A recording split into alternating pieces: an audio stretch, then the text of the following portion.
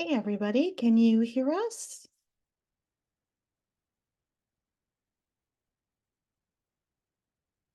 Perfect. So we'll be starting in just a couple minutes.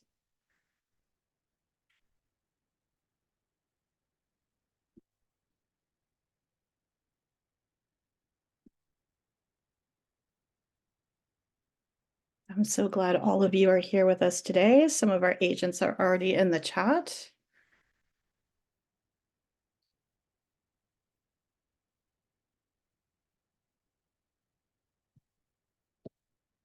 Hey, Dale. Hi, Jennifer. We chatted last night. Hi, Dorothy. Who else am I missing? Brad.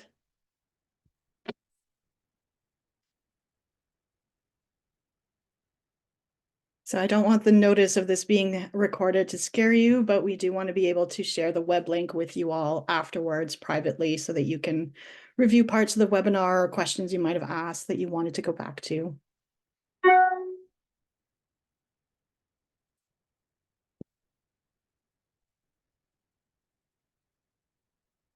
I'm just worried I can't swear. I prefer if you didn't, but I won't kick you out, Sam. I'll just say like F, like what the F. It's a weird angle. I feel like I'm wearing like some kind of black tie thing, but okay, there we go. I'm actually on my laptop. It's on my lap. So if any of you get seasick, just let me know. So Sam is one of our panelists.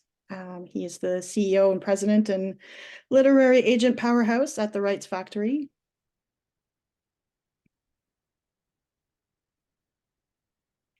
Oh, we've got 33 people, Stacy. I'm so sorry, not Stacy. Krisha, I'm impressed.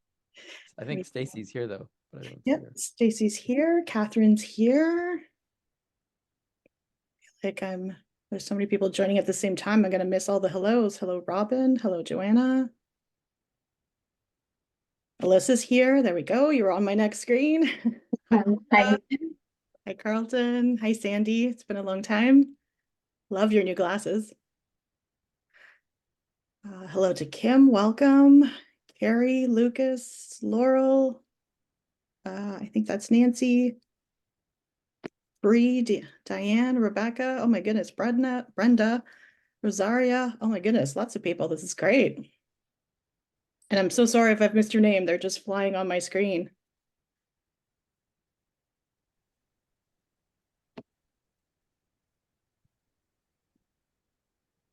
So I will stop sharing my screen so we can start. So excited that there's so many of you. I was so scared that I would only get like 2 people and one of them would be my mom. So thank you all for for being here. I'm Christina Strasberg. I am the CEO and founder of Agents Helping Writers, and I've collaborated with the agents that are on the panel today who are also coaches through our services, and they also host workshops with us. So today is actually the official launch of our business. Our website's been up for a couple of weeks, but this is sort of the inaugural event. So I'm so excited there's so many of you here today. I really appreciate that. And basically, we're hoping to bridge that gap between literary agents and writers and that mystery of what happens in between and after and how do you get one, because it's always behind a mysterious veil is what it feels like. At least it did for me several years ago. I first started drafting my own novel, had no idea what I was doing. I read all the blogs and the podcasts and the books and videos, and I still had no idea what I was doing or if I was doing it right. And then I met Sam Hyatt, who's one of our panelists, and he taught me more about storytelling in a 6-week coaching program than I think I learned from all of those courses and programs and blogs combined. The growth that I saw in my own writing over that 6-week period was extremely impressive, for me anyways. And that led me to meeting Stacy, who's also one of our panelists, who is actually my literary agent. So full disclosure, not that I'm playing favorites, but I was quite lucky that my second draft was shared with Stacy when I pitched it to her, and we ended up having a partnership, and she's now my agent. That same manuscript won an award. It also won some grants, and it also had other offers of literary representation as well. Just I vibed really well with Stacy and her vision for my career and my book, so that's why I chose her. But basically, I took my own advice and went out there and invested, even though it was scary and it felt like a lot of money and a lot of time. But it was worth it for me, and I really enjoyed the experience. And so that's basically what the whole concept of this company is. It's why we started it. It's just wanting to help writers get to where they want to go. So I kind of feel like sometimes you just need someone to pull back that curtain and show you the way. So I was quite lucky to meet everybody that's on the panel today. And with that, I'll turn over to our panel of experienced literary agents and maybe have them introduce themselves, tell you a little bit about the work that they do. The first person up on my screen is actually Sam, so why don't we start with you? How did I get here? How did I get this position? I'm so excited to see myself next to you, Krisha. So as a founder, and we're co-CEOs, so there you go. Um, I got into this business because I love reading, and I was like an immigrant kid in Canada, and I discovered books, and I never left. So I love them enough to want to make them. So I was a mediocre publisher for about 10 years, where I spent every single after-tax dollar I made in my day job making beautiful little books that nobody bought. And then from there, I realized I got headhunted actually to become an agent. And then I realized it was way more fun to just gamble my time on manuscripts rather than having to print them and design them and publicize them and do all the crazy work that publishers do, which I know they always get. There's always complaints about publishers, but they do amazing work most of the time. And anyway, so I've been doing this for a long time now. I've been an agent for 20 years, 21 years actually. And recently I've had a book on the New York Times list. It's called More by Molly Roden Winter. It's a memoir of polyamory. It really kind of captured the zeitgeist, which almost never happens. So, because you can't plan to get the zeitgeist that happens. And just last week, we launched another memoir with Pantheon, which is a graphic memoir by a writer called Maurice Velacoop, which is about growing up in the 80s, coming out, not being able to have sex because all of his friends were dying of AIDS. And he's like, I think I'm scared. I'm too scared to do it. So it's an epic 500-page book about all the anxiety of growing up, wanting to find love coming from a family where a very strict Christian family where you couldn't be gay. So it was very complicated. He wanted to make his parents happy, but then he had his own life to live, which I think at some point most of us struggle for. So I'm always looking for a universal element in stories, both of those more. And I'm so glad we had this time together, which is that book. Kind of address a lot of things about being human for everybody. And that's something that I like. But I'm probably I could take up by the way, this whole hour just talking about myself. So I'm going to stop now. But it's a career high for me to have two big books coming out back to back like this. Again, almost that never happens. Congratulations. Why don't we move to Alyssa, who is the head of Birch Path Literary? Thank you. So happy to be here. My name is Alyssa Eisner-Hankin, and I started my career in publishing 25 years ago as a young editorial assistant at Simon & Schuster Books for Young Readers. It was an amazing experience. It was a really robust time for children's publishing. Olivia and the Spiderwick Chronicles were published during my time there. And suddenly this little sort of boutique part of the business, like when I started, people would be like, oh, that's so cute. You work in children's books. And I would always say, I'm not a child. I work in children's books. I'm an adult. And by the end of the time, children's books really grew, the Harry Potter effect. I've been doing this long enough that I drafted contracts and we would have these theme park rights and everyone would be like, yeah, right. Like we're ever going to have a book that's made into a theme park attraction. And then Harry Potter happened, and children's books just gained so much traction, both in the book space and in the film space. And it's been a really fun ride. I was at Simon & Schuster for about 7 years when I decided to make this switch to agenting, and I worked at Trident Media Group for about 14 years. And it was a really wonderful time. I got to work with a lot of award-winning and best-selling authors, including R.J. Palacio of the Wonder series series. It's not really a series, it's standalones, but Wonder has been on the New York Times bestseller list for about 12 years now. It just continues and continues. And I've also had the privilege of working with a lot of wonderful award-winning authors like Ruth Behar and Jen Bryant. And it's been an incredible ride. But I knew kind of early in the pandemic that it was time to launch my own enterprise. I come from a long line of entrepreneurs and I really wanted to try my hand at having my own agency. So I founded Birch Path Literary 3 years ago now. And for any of the Canadian folks who are as big fans of Anne of Green Gables as I am, the Birch Path name comes from one of Anne's sort of sacred territories in Avonlea. As I said to Christina, I'm a huge Anne of Green Gables fan, so working with Canadians, I just love it because we can vibe over that. And I've been having a really fun time. The market has been changing a lot. Children's books is still a growing genre, but now we have book talk and all of these other kind of commercial genres that are kind of ancillary to our sandbox, but not totally in our sandbox. So the industry is growing and changing. Graphic novels certainly are changing the landscape. But all these years later, I still love doing what I do. It is a great privilege to work with authors. And one of the reasons that I'm here is one of my favorite parts of working with authors is kind of that initial moment of you have a book, you have an idea, you're looking for a title. I love managing careers 10 or 20 or 30 books in, but that comes with a lot of challenges as well. And there's something about kind of that initial big break moment that I really love. So it's really a joy for me to work with new writers who are establishing themselves and kind of launch the journeys. So. All right, thank you. So why don't we move to Stacy, literary agent extraordinaire. So, hello, everybody. My name is Stacy Kondla. I have been an agent for 6 years now as of the end of March. It's a really exciting anniversary for me. Prior to that, I have 15 years worth of experience working with Scholastic Book Fairs on the education side, and then working with Chapters Indigo in the trade side of things. So cumulatively, between Scholastic, Chapters Indigo, and the Rights Factory, I have over 20 years of experience in the book world.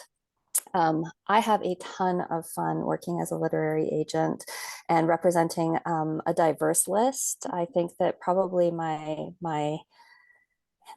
favorite side still is the kid side because of all of the years that I spent working for Scholastic. I think that you can have the most like actual fun with those projects, but then also sort of like as a parent, you get tired of spending all of your time with children. So like I love having the adult side as well so that I can be a grown-up and have fun with those books as well. In the 6 years that I have been with Sam and the Rights Factory, I have 57 deals that are posted on Publishers Marketplace, and I've had the privilege of working with Big Five publishers and independent presses, and I am just super proud of every single client that I work with and every book that I've helped bring to market. The reason I do this job is because I get two major things out of it.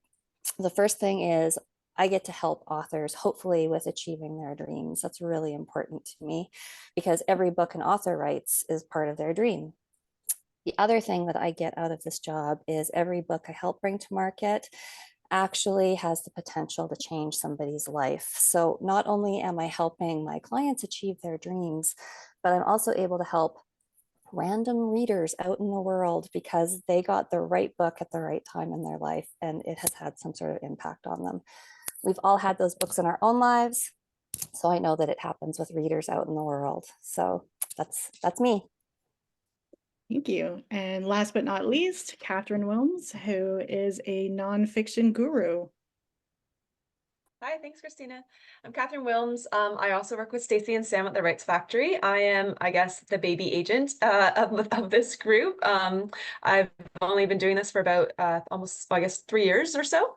And so I was lucky enough for Sam to bring me on board. And it's been fun. It's been a roller coaster. I came on during the pandemic, and I think that was definitely an interesting experience, and saw book sales go crazy for a moment, and then kind of, market correction and everything like that. So it's just been a bit of a roller coaster ride, but it's been fun.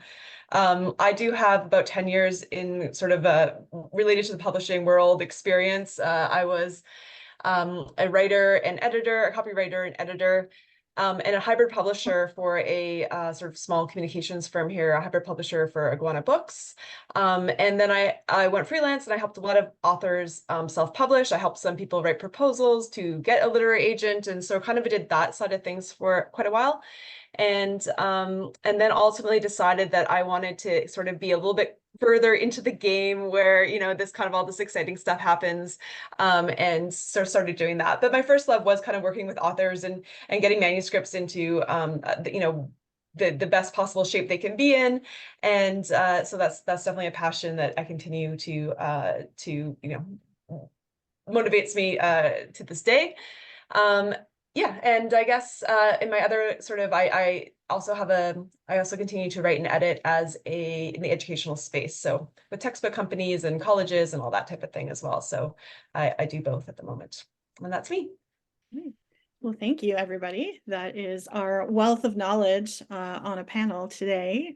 So let's get into the discussion. There's a Q&A portion at the end of this session. So feel free, but if you want to put questions in the chat, you don't have to turn your camera on or anything like that if you're a bit shy. And happy to take questions throughout as well. But I thought I would kick it off and ask our literary agents about the dozens and dozens of manuscripts you receive every day. So what makes a manuscript stand out to you? Anybody who wants to go first? I think Stacy, so I keep calling you Stacy. Krisha, I think it might be, because I see Stacy right behind me or below me. I think it might be easier if you actually picked us, because otherwise we're just going to sit there like, you know. All right, I'll be teacher. So in that case, Sam, you're already chatting. I will pick on you first. Oh, okay. So what's the thing? There's a couple of things I look for. I mentioned already a universal story, something that I feel can work internationally. But I'm mostly motivated by voice. So if you are funny, sad, that's my favorite space. Some of my biggest books have been, I don't know if you guys have seen the show Fleabag, like that kind of stuff, like where it's incredibly funny because of the humanity of it, but it's sad because life is both, right? Like, so that's, the voice is important. And then secondly, I want something to qualify what I mean by universal. I want something that we all would understand, even if we've never been there. But especially what I want is somebody reporting from a space that I've never, or a place or space internally that I've never seen before. So almost like I do a lot of memoirs, because most people, if they can figure out what about their life was special or interesting, I can usually do something with that. But you know, for in terms of fiction too, or other types of nonfiction, I just want something where it's like, this is amazing. I don't know this. I've never seen this before. So when I say reporting from somewhere, it's like they're reporting from the human heart, from the mind, just a story that I've never seen. So. All right, thank you. How about you, Catherine? What stands out to you when you get a pile of manuscripts? Yeah, so I almost exclusively in the nonfiction space as well. And I definitely am looking for something. My favorite nonfiction, I always say, is like big idea nonfiction, but like I want someone who is you know, big, ambitious. How do we understand who we are in this world? What is this world? Where are we at? What's happening? Like just really grappling with the sort of the biggest conversations and questions that we have in a moment. I always find like that's what I gravitate to when I read. And I love that when someone brings me something, again, that I don't know, or is unconventional in the approach or the lens. And I haven't, you know, heard this issue discussed from that particular lens before. I love that type of thing. It's lovely to be surprised. And I think sometimes you get a lot of manuscripts on similar topics, and the one that will stick out is the one that does something that is not, you know, you see it a lot with someone, you know, they have a great idea for an article, and the article they've gone and they published you know, lots of articles about a topic, which is great. But then when it comes to making a book project, you're like, okay, yeah, you have to have that sort of like, what's that surprising idea? And is it a big enough hook to like sustain for an entire book? And if it is one of those ideas that has all these little tentacles that are going to give us this kind of really interesting exploration, we're going to go on a journey with this writer, even though it's a nonfiction book, that's always a really thrilling moment. Perfect. We do have a question in the chat that I'll get to right after. But for the last two that are going to answer, if you could also talk a little bit about what kinds of things you would put on your manuscript wish list, and let us know, and then we'll circle back to Sam and Catherine. But Alyssa, why don't you tell us what stands out to you? I think to echo what Catherine was saying, big idea is important in my space too. And my list is about 90% children's books, and that ranges from picture book and middle grade on up to YA. And then the remaining 10%, I'm dabbling a bit more in the adult space, primarily fiction, rom-com, and women's book club fiction are two things that I'm on the lookout for. But I think in my genre, there was a long time where, as I mentioned, children's books was really flourishing. And if you kind of vibed with an idea, odds are maybe you could get a sale, but now discoverability for new voices is really hard. So that's made my job a lot harder in the last year. So I would say what my buyers are looking for and what I, by association, am looking for is a really standout idea with a voice to match. And for me, I just have to care about the characters. If I care about the characters, I'll go just about anywhere. And if they're not grabbing me, then not as much. But of course, it's very subjective, and what one person perceives as a big idea, another person might not. It's definitely a beauty is in the eye of the beholder kind of situation. But for me, I'm really drawn to rich settings. So that's something that if I'm really kind of won over by the setting, if it's unique, if it kind of cross-pollinates two things that seem really interesting to me, but I've never seen paired in quite that way before, that's really interesting. To give an example, and this is not a book that I worked on or sold, but I saw a little chapter book last year that was pitched as Bridgerton with pugs.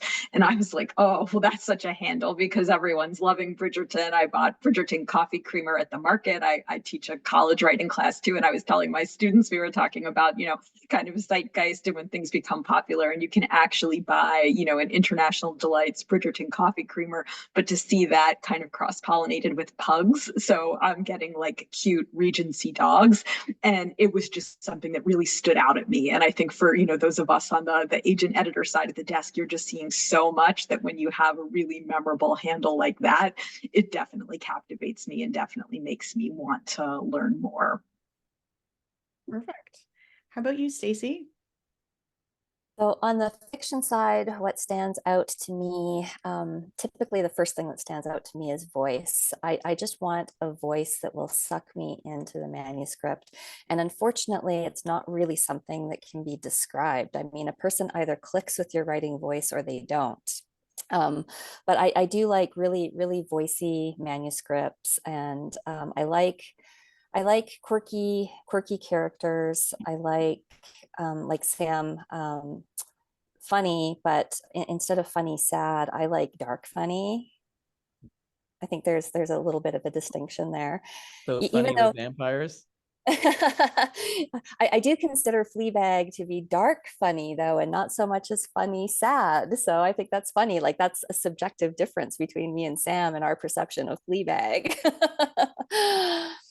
So on the fiction side, it really is most often voice driven for me. But I also want to see a story or a story trope presented in a way that I haven't read before. And as an avid reader, that can be really hard to find, right? I mean, all of us agents have read a ton of books. And if we read a manuscript that just feels too much like something we've already read, it's probably not going to be something that we can work on effectively. We need fresh. And then on the nonfiction side of things, I do lean a little more into the science and nature side of things. I also enjoy history, but I want to see ideas that really are appealing to like the pop science or trade side of of nonfiction. I'm not looking for like academic stuff. And I want to see like things presented in again a fresh new way. Like how can you take a topic that has been explored excessively, you know, like climate change, and spin it in a fresh, interesting way that we haven't seen before. So that's that. Wish list wise, I'm not leaning as heavily into fiction novels right now, but I would actually love to see more historical fiction, and not just like random historical events. I'd love to see historical fiction that is truly relevant to who we are today. Like, how can we learn from our past? I think that that's a really important thing to look at with historical fiction. Like, why should we care about that historical event and those people that lived through it? What is relevant about that event now that we can take away something important? And then on the nonfiction side of things, please, please, please, somebody send me like the next Entangled Life, but like not mushrooms, something else. Like I want like undersea Entangled Life, or like forest Entangled Life, or some like animal that is really important to the world's ecosystems, but gets a bad rap, like vultures, or you know. So just something that makes me go, ooh, that's really cool, and I didn't know that, and I want to know more. I think that's your dark side peeking through with the vultures. I love vultures. We've got some more questions in the chat, but one of them, we'll get to all of them, but one of them dovetails quite nicely with what everyone's been chatting about that fresh voice and something new and something in a fresh way. Do we still like the classic tropes? Do we still love vampires, werewolves, the supernatural? How can we break into those tropes while still being fresh?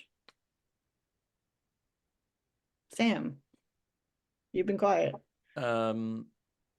So I'm doing my first rom-com ever in the history of my publishing and agenting, and it's because of the voice and and it's also a queer rom-com. So it's just so interesting. It's a story that it's a genre that's new. If I actually looked it up on Publishers Marketplace, and the first queer rom-com wasn't sold until during the pandemic.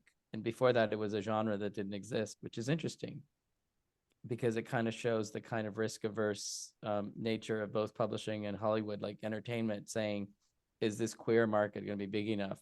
And it reminds me of with like Crazy Rich Asians, for example, when they tried to make that from a book to a movie, a lot of Hollywood said, we can't have just Asian stars. It's not going to work. Nobody's going to watch it, which is so weird to me that there's all these weird rules about entertainment from probably really old people who aren't looking around at the current demographic of both America and the world and how entertainment works.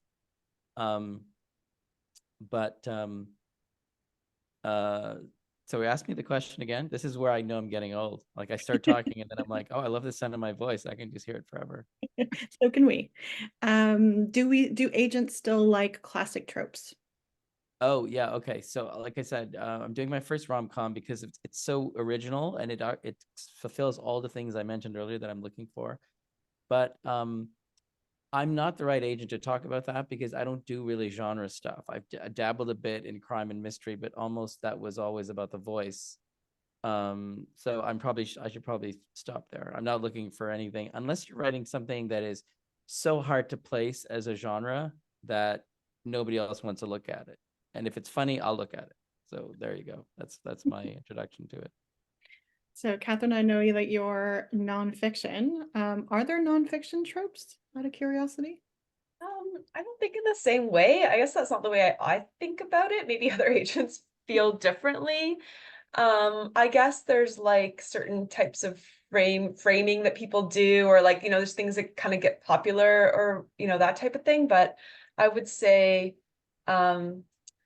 I would say with all these sort of questions, like we were all talked about something like being attracted to something that's original, but it does have to look like a book that we've seen before as well. So we're a little bit hypocritical about that in that, like, so I would say that both, like, you want to find a unique lens on a topic or whatever, but then when it really comes down to it, if something's too, for me, if something's too experimental, some people will be like, we have an agent at our agency who loves experimental sort of stuff as well. So there's people out there that love that, but a lot of us, I'm very focused on like the commercial market, and it's much easier to pitch editors a book that is both wildly original and also they know exactly where it fits on a bookshelf. So there is, I think, an argument always for that as well. I don't know if that's helpful.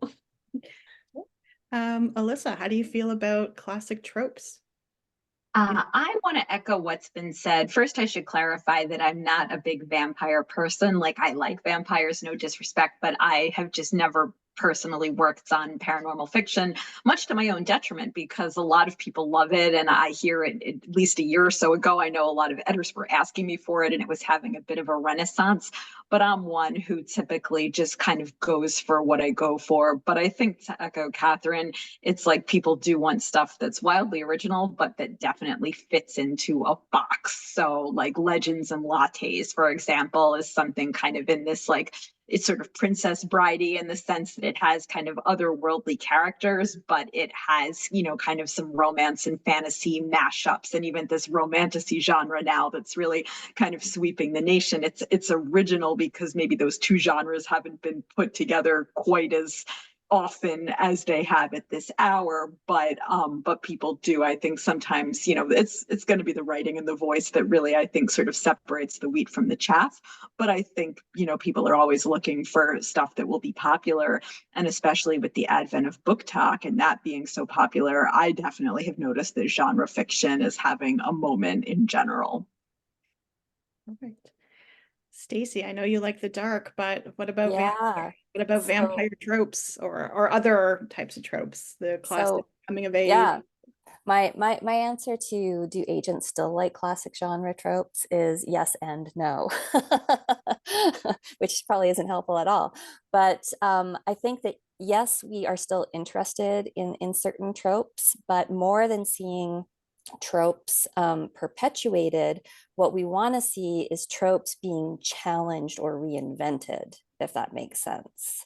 We don't just want to see like another vampire book like Anne Rice, okay, because Anne Rice already did her vampires.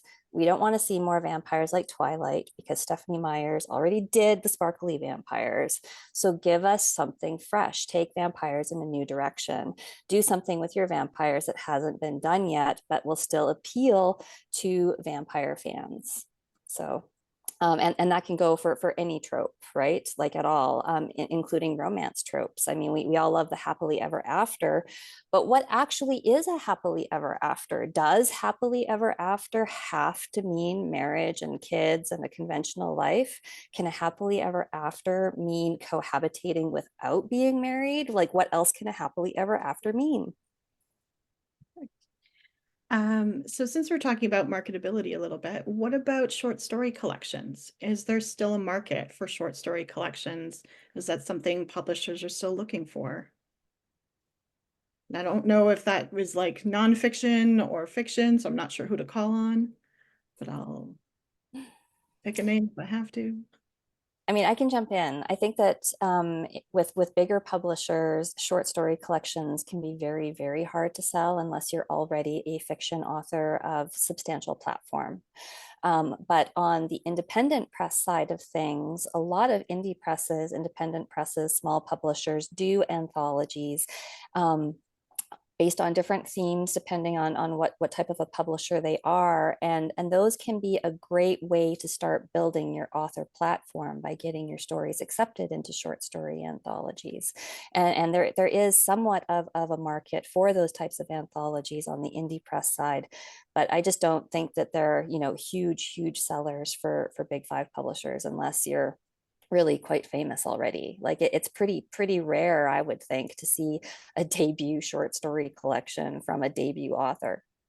you see the other thing, right? You see them, they've published a big book and they're like, what else do you have? And then you get the short story collection that comes Exactly. second. Yes. Yeah.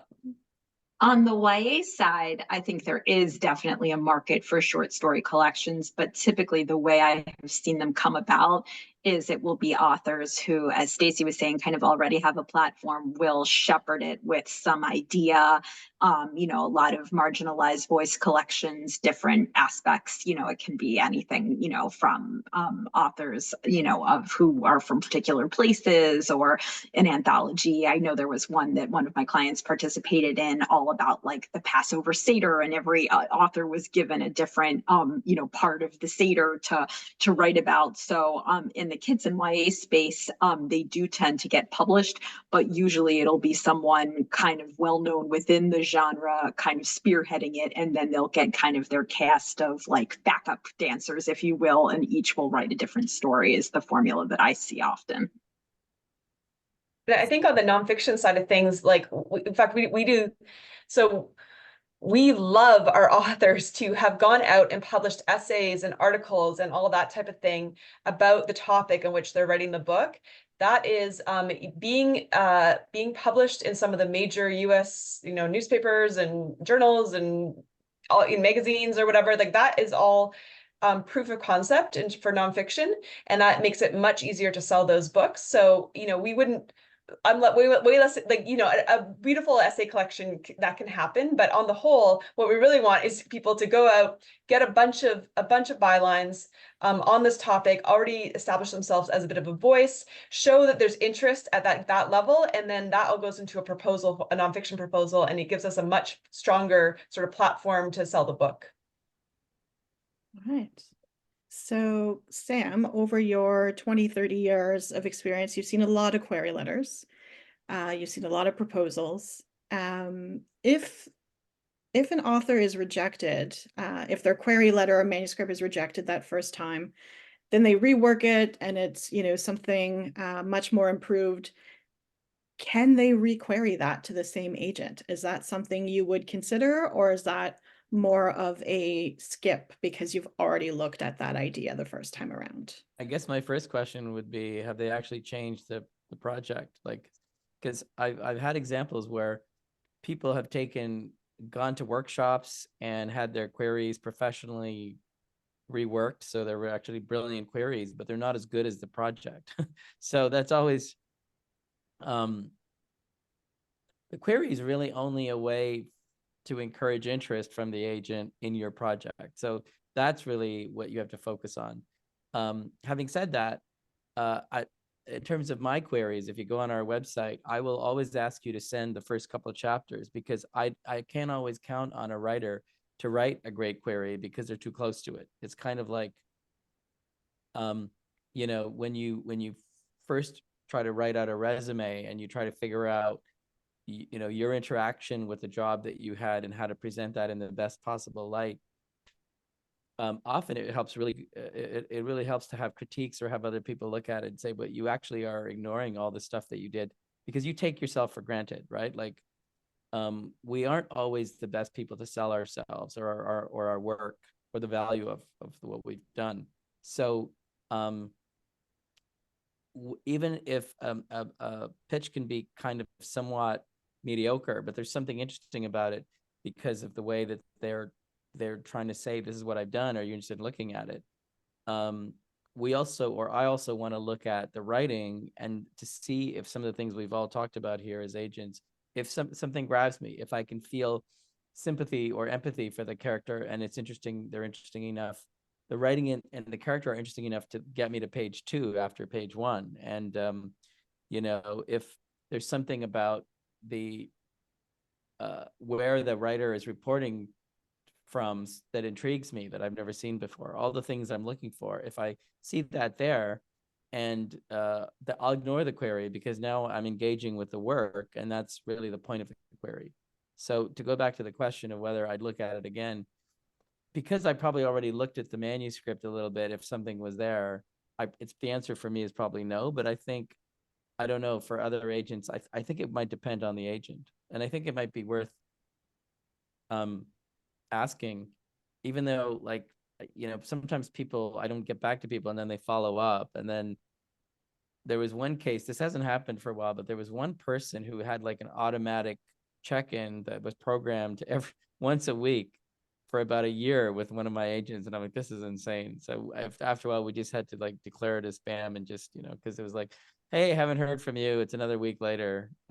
You know, anything going on? And we're like, no, like so I hate to say it, but more and more with agents, because we're so overwhelmed. If you don't hear back after a while, that kind of counts as a no, even though I haven't really said that on my website, but I probably should. So I'll put a plug for agent guidelines and submission guidelines that are usually on their website. It'll actually say, you know, if you haven't heard from us after 6 weeks or 8 weeks, you know, thanks. Or 6 months or a year. Whatever the timeline is, most agents are usually saying that, or they might say, if you haven't heard from me in 8 weeks, please follow up. So really important to look at those guidelines. And just one like note of encouragement for that is like the people I do not respond to are the ones that I've had the hardest time saying no to. I don't know if that's true of other agents. So it's not always a sign that you didn't hear back and it's a sign that it was that, you know, terrible or it was that bad a fit or whatever. The ones that are easy no's, sometimes I just go through and I easy know all of them very quickly. And then the ones that are like, okay, like, you know, I will read this, I'm curious, like whatever. And then ultimately, you know, we have a thing, many of us are like, either it's an enthusiastic yes or it's a no, because you need an agent that's going to say enthusiastically, they're like, I can't wait to talk to this person. That's what you want. But often it's a sign that you're maybe closer than you think you are, to have put together something that is at least, or it's so well done, but it's just not our topic. And so we're thinking about it, but it just ultimately isn't the right fit. So just for context of what happens behind the curtain there. How about you, Stacy? Would you reconsider a manuscript if it had been revised, but you had already said no to the first version? Yeah, so for me, it's always a no unless I ask for a revise and resubmit. Because I've seen it once, I've checked out the sample, I always look at a sample. So it would be a no unless I ask you to make some revisions and send it back to me. But like Catherine said, I totally agree with everything she just said. The heck yes is really, really easy. The fast no's are also easy. And it is the maybes that we can agonize over for months and months and months. And sometimes it's just a bandwidth issue, right? Like sometimes we just don't have the bandwidth right now, but in 6 months, maybe we will have the bandwidth, and that maybe turns into a heck yes.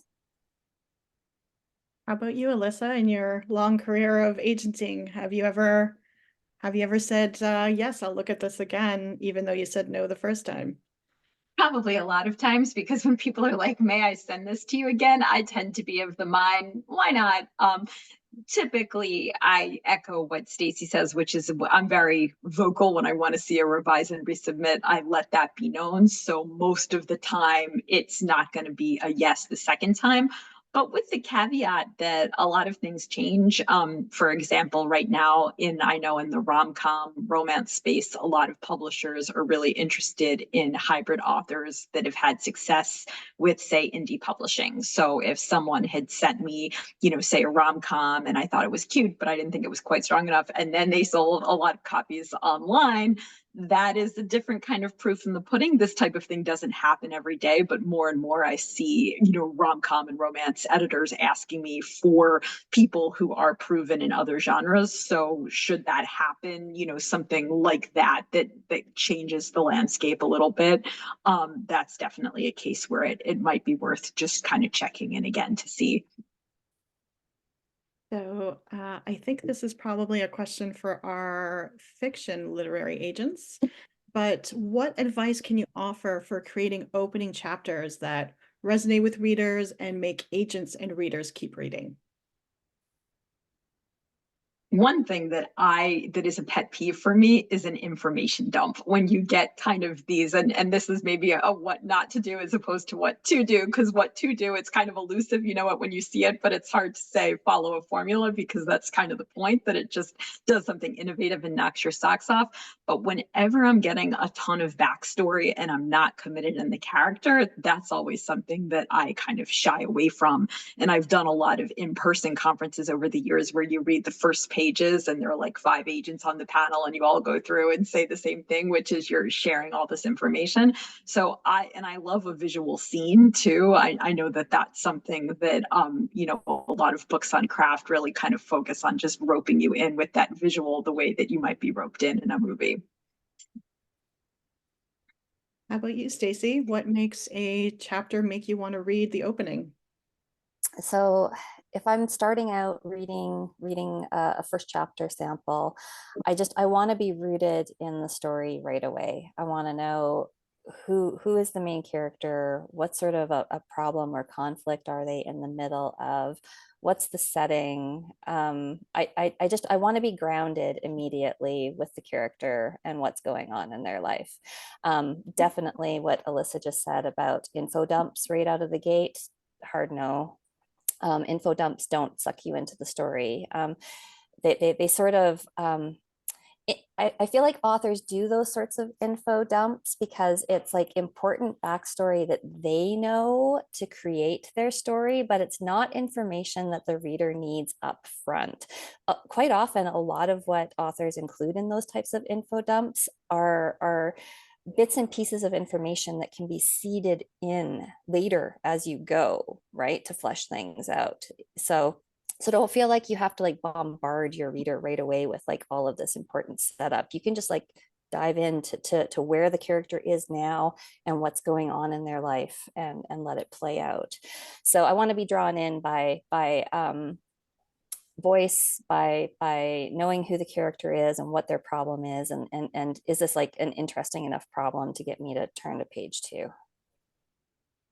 Yeah, I don't do as much fiction, but just like, oh, like action early, that's opposed to like, I think one of my pet peeves is when, you know, all the information is given through someone's point, like what they're thinking about. And I'm like, I don't care.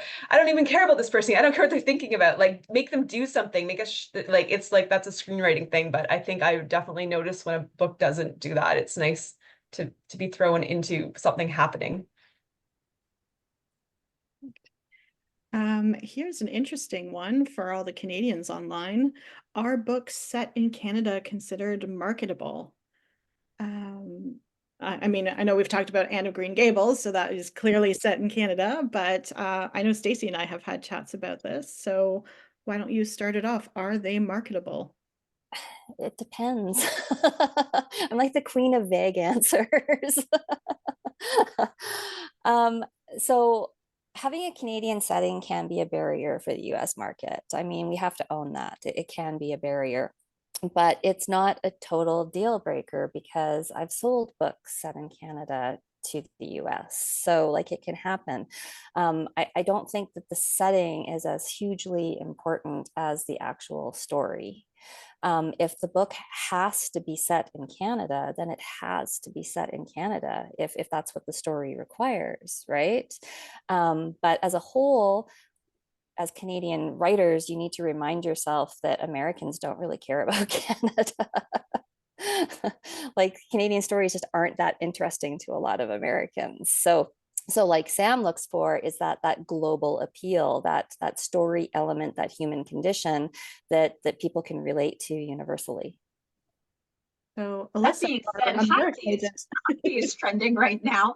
So I know Sorry? that Canada and hockey aren't synonymous, and not every book in Canada is about hockey, but that is a genre that I think Americans and people in the romance slash rom-com slash book talk space are looking for. So I don't know how long the hockey trend will be with us.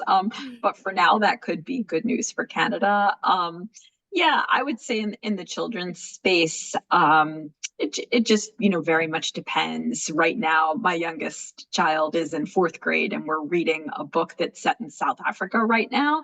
And the setting is really fascinating, and we didn't realize that the book was set in South Africa when we took it out of the library. But I'm a big fan of, kind of international settings in general. That's always something that I like because it's a bit of that armchair travel aspect.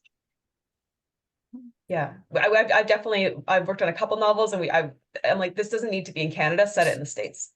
Put it in Minnesota. Like, I just am like, there's no point. It's an automatic barrier. If it's not in crucial to the story that you're telling, then it's like, why not just make that change? I think that some authors are able to work around it as well by having cross-border stories, where there are elements of the story that happen in the US and elements of the story that happen in Canada, so they can be true to their Canadian heritage, but also appeal to the American reader. Sam, what do you think? It's a good question. I think more and more Toronto, Montreal, Vancouver, they're international cities. So I think for a long time there was a bias, but because if you ask somebody in New York, hey, this is set in Vancouver, they didn't know what that would look like. But now most of them would say, well, it's kind of like Portland to Seattle, but a little north, so they can picture it. And I think the trick is, because editors are trying to figure out what the market wants or what the market understands.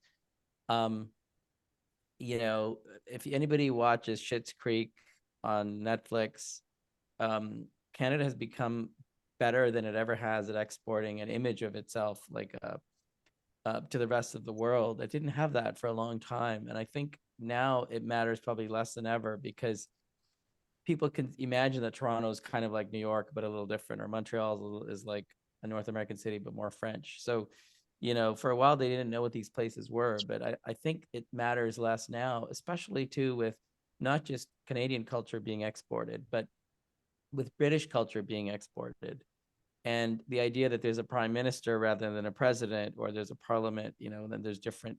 It's not about Donald Trump every 5 minutes, which is a problem probably for politics in America. But And that makes Canada more popular, I would say, among. Well, I know I've had so many people ask me, where can I move if Trump Yep.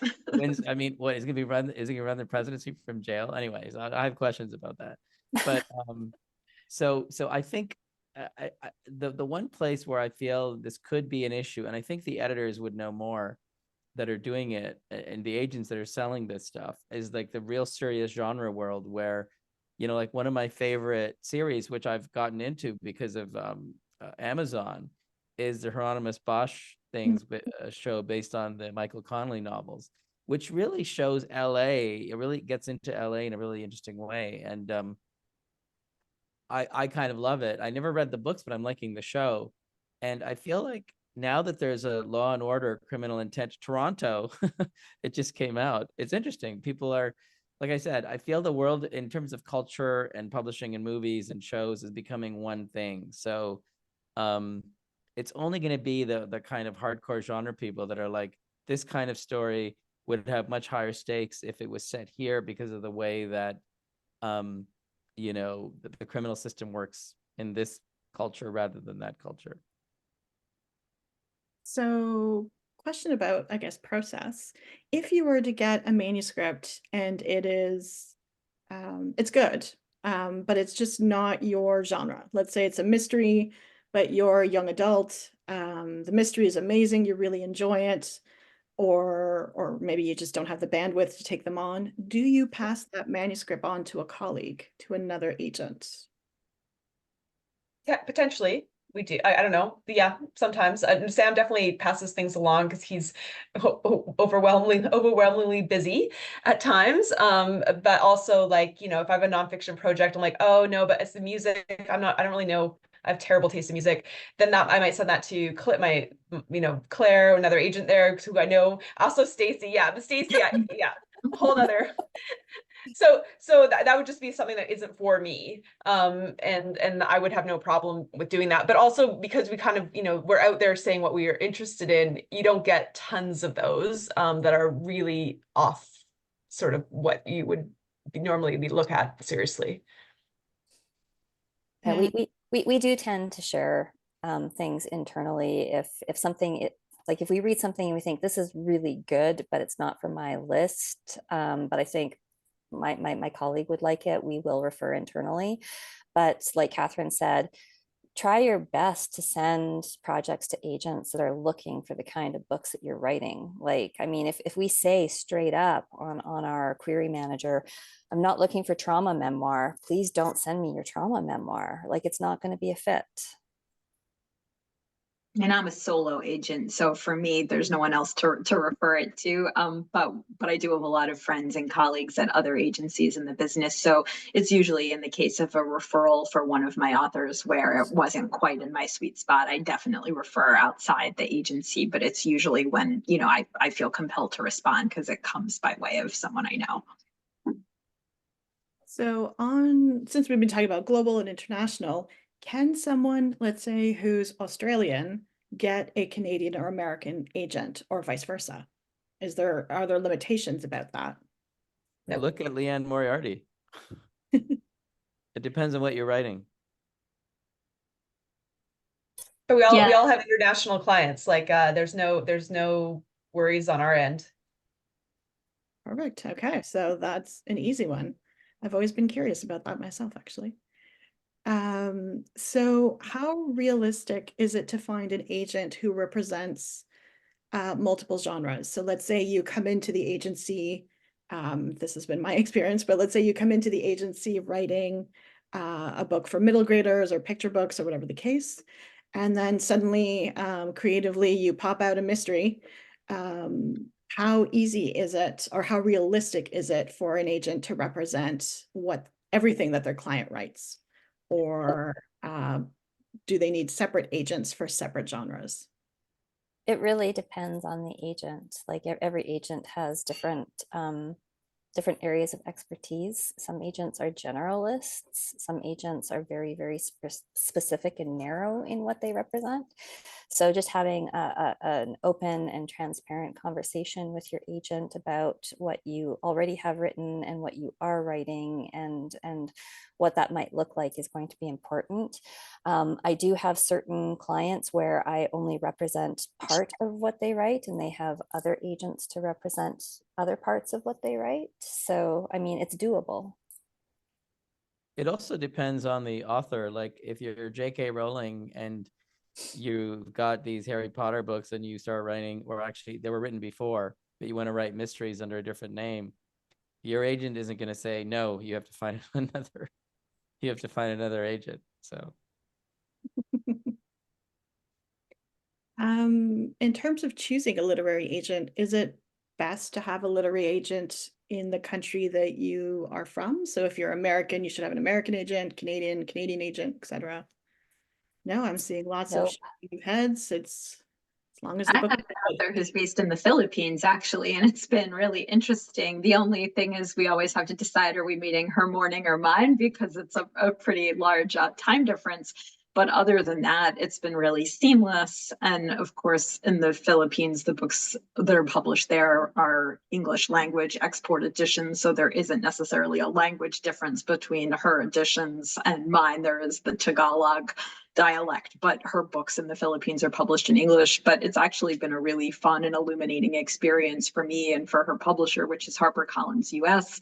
And her book in the Philippines is on all these bestseller lists and she sends them. So it's been a great experience. And when I started my agency, I was particularly concerned about the tax, kind of complications, because it's different than how I would pay my people in the US. But it's actually a lot easier than I realized, and I don't have to send her a 1099 like I do my other clients. So it's worked out very well. And I know a lot of folks that I know that are agents in the UK have clients in the US. I just think it's, as the world becomes kind of more global and as technology unites us all, it's definitely not a deterrent. There was a time that it might have been. I remember when I was selling her first book and people were like, oh, she's based in the Philippines. She gets up in the middle of the night our time and she does them. So it's been really just a fun experience to kind of see, how we all branch together, and it hasn't been difficult whatsoever. Yeah, but you don't get to go to the book launch party, so that is the downside. So strangely, I actually know the answer to this question because I just wrote the copy for our nonfiction book proposal course last night and put it up on the web. But Does a writer need to have a complete manuscript before approaching an agent publisher in the genre of nonfiction? And then I'll also put on the other side part autobiography, part memoir as another example. But I saw a lot of shaking heads on the nonfiction part. You do not. You do not. We generally go out to the market with nonfiction on proposal. So there's lots of great stuff online about what would be in a proposal. I don't actually require a full proposal to take on a client, but that is ultimately what we will work on together to pitch to editors.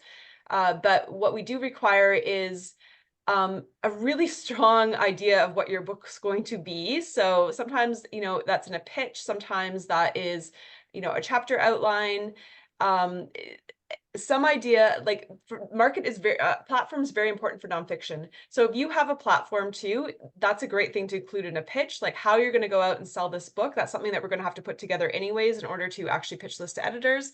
But the most important thing is then the sample writing as well. So a really strong idea of what the book is, and then I want to see 3 chapters that really hook me about what this idea is and how you're going to write it and the approach, and then from there, like we can have a meaningful conversation about the project. So there does need to be something, but you don't need a full manuscript. But also being an expert in your subject matter is crucial. Very helpful. And on the fiction side, does anyone want to give the obvious answer of if you need a completed manuscript? You need a perfectly completed book. So there we go, 2 sides of the coin. And memoir might be the middle ground. Memoir, often it's really, really hard to write 3 chapters of a memoir and have them be without a really good idea of what the journey that your protagonist, which is you, is going on in this memoir. And the expectation is that it will fulfill a lot of those narrative expectations. So sometimes for a memoir, you do end up getting a full manuscript is not the worst thing to do. It's helpful. It can be helpful for an agent. And with regard to fiction, if it's a debut, then typically the whole manuscript is required unless you have some really big platform. But if you're, switching genres, going from YA to rom-com or vice versa, usually a partial will suffice. Not always, but a lot of the time. So this is just a comment we have in the chat from Rebecca, and I just want to sympathize. She has 3 complete novels, but finding hard to get an agent to look at them. And I'm sorry, it is so hard out there. It is so competitive. And finding that right agent at the right time who likes your story is tough. It's tough for sure. So definitely we sympathize with you. Another question we've received, we talked a little bit about combining things, but how do we feel about combining genres? For example, rom-com and mystery, or rom-com and thriller. How do we feel about those types of books? I think it depends on the agent. Like, I'm interested in anything that's multi or cross genre, because if it's strictly genre, I get bored. I'm like, okay, I know where this is going. I can probably predict the ending. But if it's a bunch of things I've never seen before, especially if it's done well, that could be very interesting to an agent, but it's going to have to be the right agent. But also, it could also fail in the market, and I'll tell you why. There is a great book called The Humans by Matt Haig, which if none of you have read it, I really recommend it. And it's kind of like a literary science fiction novel. And so in England, he's British, it did quite well. And the American editor who bought it, I spoke to her because I said, this is one of my favorite books. And she said, I love this book, but nobody got it here. And I said, why? And she said, because all the sci-fi people didn't expect a literary novel. So they were reading it and they're like, this isn't sci-fi enough for me. So they didn't really like it for that reason, or embrace it for that reason. And the literary readers were like, wait, this is a story of an alien, doing all this stuff. So that, so it kind of, sometimes if you try to combine 2 things where the readers aren't necessarily connected, and if they're kind of a disparate group of readers, then it's a risk to a publisher. So even if you find an agent, you may not have success with it. But the thing is, as a writer, what is success? This is something I'm always talking about. For a lot of people, if what they're writing isn't going to be of interest to the mainstream market, I just always say, you have the right to self-publish. It's like a modern world. Nobody before this generation could self-publish for like 20 cents. You know, you go on Amazon, you do whatever, and there it is, your book is out. So if it's a book that you've written for your family or for legacy or whatever, that's fine. If you want to engage with the market and the big five, which is a lot of what agents need to do in order to make a living at it, then it's going to have to kind of fit in the market in a way that the editor, we, the agents, and you, the writer, can imagine having a commercial upside. It doesn't necessarily have to be a huge, big idea with a high concept thing. But it could be just something that we understand could work in the market because of the comparables around it. Comparables are a big thing. If you guys don't know what that is, I think you should learn it for your next webinar. I think that the big driving force behind cross-genre fiction right now is that if you write a book that is cross-genre and it hits all of the beats and the expectations for fans of both genres, then you can potentially have a winner because you've doubled your audience with that book, right? It doesn't work when things happen like Sam shared about the humans, if it disappoints one of those groups, right? So the humans obviously disappointed hard science fiction fans because it just didn't live up to their expectations, right? So I think that there are a lot more editors that are looking for cross-genre books, but they have to have just a killer commercial hook, and they really have to hit the beats for the fans of both genres that you're mashing up. Well, look at Romantasy. There's an example. Exactly. So, Alyssa mentioned this earlier. I have to tell you guys that it was about 12 years ago at the Frankfurt Book Fair. Somebody said, you know, the Germans were saying we're looking for romantasy. I'm like, that's not a real word. But the Germans like to combine words. So they created this word, and then it's now they've exported it, you know. It's interesting. Everybody's talking about romantasy, but they were asking for romantasy 15, 12 years ago, especially in the young adult space. And there are whole imprints now that are being dedicated to romantasy, imprints that I've hit up that are like, oh, we're not doing as much rom-com anymore. Now we're focusing more on romantasy. So, you know, I think to the point that everyone was saying about kind of the literary and the commercial mashup, that could be hard. But given what's happening with romantasy, it's very possible that you could have a similar mashup with romance and mystery or romance and thriller, but there just have to be the right buyers for it. And if people feel like it doesn't quite fit into their box, they're less likely. But when suddenly there are whole imprints dedicated to romantasy, it definitely changes the landscape. Well, and romantic suspense has been a thing in the romance genre forever, right? And I mean, Nora Roberts is probably one of the best when it comes to romantic suspense. So like that's been a genre mashup that's been happening for a long time. So, quick question, epilogues and prologues, pro or con? I'm gonna go to the vague answering lady, Stacy. Yeah, personally, I don't like them. I thought you were gonna say it's I know. It's really subjective, I know, but I don't like them. I just want to get into the story. I don't want you to set me up for the story. That's just my feelings on prologues. I just want to say I don't sometimes really an care. epilogue is okay. Yeah, I just want to say I don't really care. And I think in the book More, which is the memoir, we had a prologue. We added a prologue to just say this is actually at a place in time. In that case, it solved a dramatic problem, which was how do we introduce how much what's at stake in this story. So I'm kind of very agnostic to prologues and epilogues. I go either way, I guess. It doesn't matter to me. It won't stop me. I might even encourage it. And depending on the final thing, if I'm working with somebody, it might be that we take it out or put it in. I'm going to do what's best for the project, the book. How about Yeah. you, Elizabeth or Catherine? I agree. I'm not, you know, it's funny, people ask these really specific questions, and it's more, I think we're all looking to be moved and have our socks knocked off. And if that comes about with the prologue, great.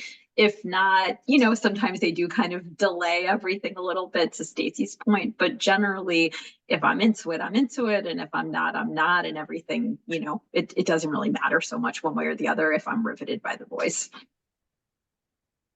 Yeah, I agree. It's okay either way. I just think sometimes I have these conversations with my authors and I'm like, this is a crutch. Sometimes it's used as a crux or a crutch. I mean, it's like you don't trust your reader to be fully in on that first page. And I'm like, well, I don't think this is the solution to that problem, to kind of create an atmosphere in a prologue, that's sometimes I'm like, why do you need this prologue particularly? We have that discussion. I'll just give an embarrassing shameless plug. When I talked about growth in writing, when I worked with Sam, I sort of moved away from the mechanics and worrying about them and going more into the storytelling aspect and learning how to tell a story and how to actually do that versus how to read a blog that says my character needs to be like this, and have flaws and all these kinds of things. I learned how all those things work together to actually make a character as opposed to a checklist. So we're a couple minutes over time, but I thought I would take one last question because this is in every blog I've ever seen online. The question is about beta readers and reviewers. So do agents prefer or hate an author who has had their manuscript read by beta readers or reviewers? I think as an author, you can't write a good book if you're not seeking external feedback. So please leverage qualified beta readers, right? Like a good beta reader is not going to be your mom or a sibling, okay? Find another writer who is further along in their writing career than you are. They will be a fabulous beta reader for you. It's like tennis. They always say play with people that are better than you. It's kind of the same thing. Exactly. Yeah. So definitely by seeking external feedback on your manuscript, though, you're going to have the opportunity to improve it as much as you possibly can and make your book as perfect as it possibly can be before you start querying and pitching agents.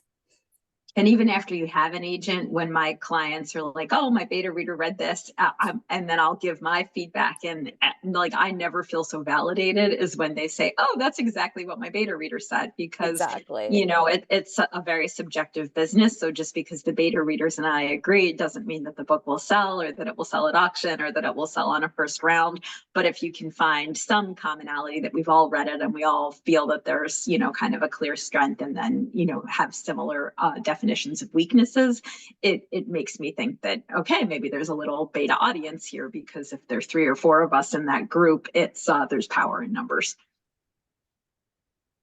What about nonfiction? How do we feel about beta readers and reviewers? I don't see very much of it as a discussion. Do other agents see a lot of beta reading happening for nonfiction? I mean, I think that writers in general, though, do seek feedback on their writing. Yes, right? absolutely. Like in general.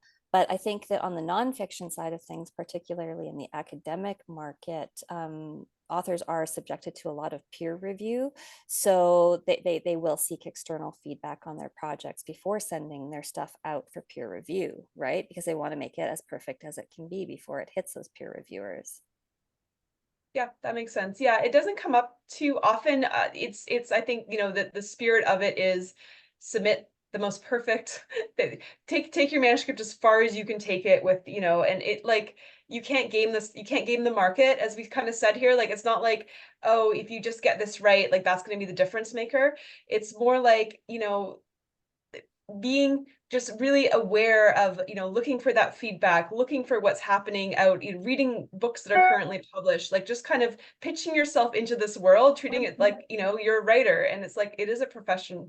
And I think that kind of attitude is really helpful, but it's not like there's secrets that we're keeping about this stuff, that, or that we hate that you did this, so we wouldn't ever consider the book. Like, that's just not, we're looking at what you give us. All right. Well, thank you so much, agents, for sharing all of your knowledge, all of your experience with us. I'm sorry we didn't get to every single question. There were so many, and I was worried we would only get 2. But we hope to do some more webinars in the future with our agents to kind of get into these types of questions and discussions. I know I've learned stuff just listening to everybody and the questions that are asked. A couple of things. I'm going to stick around online if people have questions on our coaching programs or our workshops. I'm happy to answer how they work. I've been a guinea pig and have gone through them myself. So I can answer those questions for you. Shortly afterwards, you'll get a webinar resource pack that's got some tips from the agents that were on the panel today and some other information about querying and all that fun stuff. There's also the discount code that's there, but I'll just repeat it out loud. It's launch10. Get 10% off our things, any workshop, any coaching program. So feel free to use that. And that is it, other than to say thank you to everyone for being here. Thank you for your questions. It was super interesting. Thank you so, so much. Thanks, for having everybody. us. I just want to say what Alyssa mentioned about hockey. Catherine, did you make note of that? Because Catherine's had a hockey book that maybe she was a little ahead of the curve on. I don't A little know. ahead of the curve. Yeah. Always trying to Anyway. sell a hockey book. Yeah. Get it on Book Talk. They seem to like hockey on Book Talk. Love it. Thank Okay. you all. Thanks, everybody. Bye-bye. Take care. Bye. Bye. Thank you.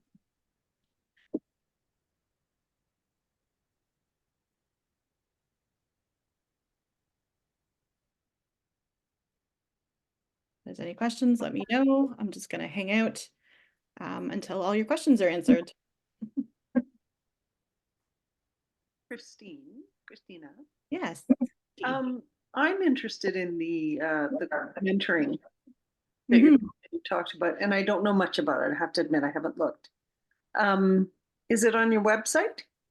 It is. Essentially, there's two. Sam does a one-on-one only coaching where he works directly with an author. We usually ask for people to give a sample to work with Sam.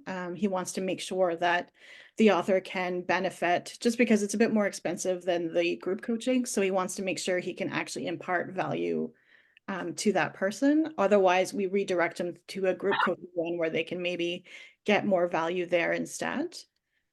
How much is that, the individual coaching? The individual with Sam is 2,500. So that is several sessions. He reads the whole manuscript. You have one-on-one Zoom calls with him and sort of go and progress through your journey. And you guys decide together. It's usually about 5,000 words every couple of weeks that we ask for. So that's about 20 pages for Sam to really get into your novel and so on. The other agents, they are open to it. I just don't know how many clients they're willing to take on. So I know Sam will only take 5 at a time, so he can dedicate his time. The group coaching ones are multi-week, so they're technically 7 weeks long, but with 6 weeks of sessions. So you get a 1 break week in the middle, just to let you breathe a little bit and catch up on your writing or, personal things happen in life. But essentially, once a week, you'll meet with a small group of 6 to 8 writers along with your coach, and you share your writing. So you share about up to 5,000 words, so 20 pages double spaced. You don't have to do 5,000 words. If your lifestyle only lets you do 2,500 at a time or whatever the case, that's perfectly fine. It's your coaching, so you shouldn't feel pressured. But the max we cap it at so that our agents can read everybody's work and give constructive feedback is the 5,000 word maximum every week. And basically you'll chat with the coach, you'll chat with your peers, people give feedback, you'll get very specific feedback on your manuscript. So it's not looking at things like, oh, tweak this word or here's a better sentence. It's going to be about the mechanics of a manuscript. It's going to be, this character is not active enough, so we need to make sure that they're doing this. I'm not feeling empathy for the character, so let's look at ways that we can brainstorm to do that. There's a sagging part in your plot where things are starting to slow down too much. How can we, bring that up? If you're doing essays or things like that, it's looking at that narrative arc of each essay and then looking at the arc of the essay book as a whole as well. So there's 2 components to that. But yeah, then you can, ask any questions along the way. I've often heard it described as a strange therapy group in a way, because you're discussing a lot of hardships in writing, or sometimes you're writing difficult things that are very personal to you. So there's a lot of discussion to kind of get to the truth of the story and pulling those things out, because that is what is going to make a reader engage with what you're writing. It's going to make them feel empathy for the character of the story, and it's going to draw them in. I have a few questions about the program. Yeah. So, if in the group program, everybody's reading everyone else's submissions and giving feedback, or? We do encourage that. You're not obligated to, but we do encourage it, just because the more often you look at someone else's work critically, the better you get at looking at your own stuff critically. But we know that, people have, sorry, those are my cats wrestling in the background. I put them in another room, but they got out. Yeah, so it just gives you practice on identifying those elements of fiction, how to make them better, how to problem solve them. But we also know that life is life, and there are going to be times where you just don't have time to read anyone's work, and that is okay too. And you'll still get feedback every week by the coach, like by the agent or whoever. Yeah. Okay. So you get verbal, and then you'll also get some written feedback too. You get some written feedback. So I'm in a situation where I have a completed manuscript that I'm querying right now, and it's just been a few months in, and yeah, it's not, I know it's still early, but it's not progressing as quickly as, kind of I hoped it would. But I also am writing a second book as well, and I'm just not sure which, if it'd be better to get, if this group program would be better for the completed one, that's maybe to see, maybe what about it is not working as well, or if it's better to do it at the beginning stages when you're just starting a new project. I'm going to pull a Stacy and say it depends what you're looking for. So talk about the completed manuscript. If you've queried, dozens and dozens of agents and you've been rejected from all it's been about 30 so far. So it might, if they've given you feedback, which they rarely do, but if the few that have, if you've heard something 3 times, that's usually worth revising your novel over. Okay. If you've heard absolutely no feedback, and that's not unusual, because very few, they get so many queries that they just don't have time to give specific feedback. If you're not getting any traction with agents, then it might be a good time to pause querying, go through that full manuscript to make sure it's the best it can be, and then go back and start querying again. Yeah. My experiences was I thought my manuscript was great, and then I met Sam, and he's like, it's a great idea, but you need to rewrite the whole thing. Which I did. And then I met Stacy, who's my agent, and she's like, this is amazing. It needs the following 10,000 changes. Okay.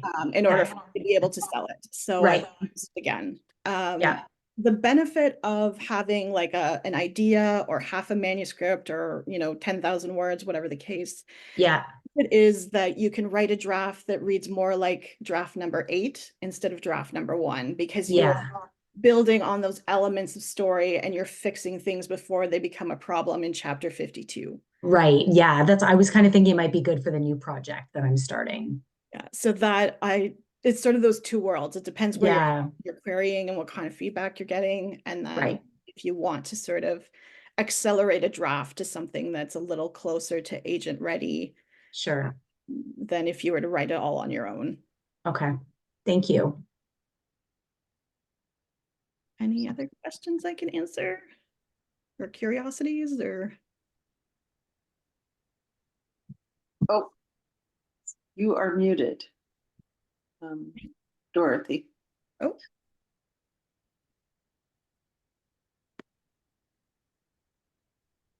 There we go. Oh, you can also use the chat if you're shy to speak, or there's some kind of tech malfunction. So I was the one who asked the question about the short stories. I am struggling to switch. I've been writing short stories and short fiction for so long that I'm having trouble transitioning it into a novel or a novella even. You know what I mean? I have a story, I have a whole, I swear to God, I'm having trouble getting it to be a book. Yeah, I mean, the coaching is really great for that, because they'll tease out the idea so that it can sustain a novel. Yeah. So it's like reading a log line on a movie or a book, you know, I'm going to use Harry Potter because it's sort of universal, but you know, a young boy discovers he's a wizard and goes to a magic school. That's like the log line. And it doesn't sound like you can So make a simple. book of it. Yeah, but you can, right? And it's about what happens in the story. It depends on the reaction of the character after something happens and their growth throughout the story. So if you've got, let's say, an essay or a short story that you want to turn into a book, an agent sort of led coaching is a really great idea to see how you can tease out that story and sustain, you know, 70,000 words out of it. Yeah. And they'll tell you whether or not it's possible. And if you've got 5 different story ideas, they'll tell you which one is going to be the best one to sustain. It. And then you can work with them through the coaching to write chapter after chapter after chapter, week after week to get there. Sure. Sure. That sounds good. Got Dorothy's question here. So the 6-week coaching is $7.95. And who leads the 6-week coaching, or is it depending on who? Depends who you choose. So if you go okay. on our website, we've got a thing called Find Your Coach. So you can choose Stacy, Alyssa. There's also an Alicia. She is a former literary agent and best-selling author. So she's seen both sides and knows how that works.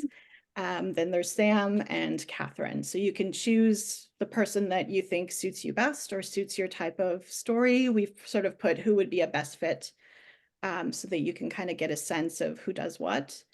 And then you can choose the session of your choice. So there's some starting next week, there's some starting in May, there's some starting in April.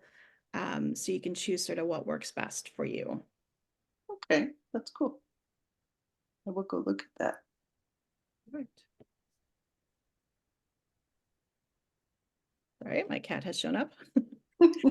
Thank you so much. This was awesome. Really appreciate it. Yeah. I'm so glad. Yeah, it was really good. This is a great, I think this is totally such a needed, initiative. I think this is, really a great time to be kind of launching this and really filling a void that's out there in terms of that gap between, agenting and kind of, being a writer and trying to figure out kind of where we go with it. So thank you so much. Thank you. That's really kind of you to say. I'm hoping that it helps people. It helped me. So I'm hoping. Yeah, no, it's great that you have a personal, you can relate to it so personally. And that was the impetus for you wanting to help others. Yeah, for sure. Yeah. Any other questions? If Great. not, then I will bid you a lovely afternoon and a lovely Yes. Take good care. Have a good weekend. Good to see you again, Christina. Yeah. Take care. Bye-bye.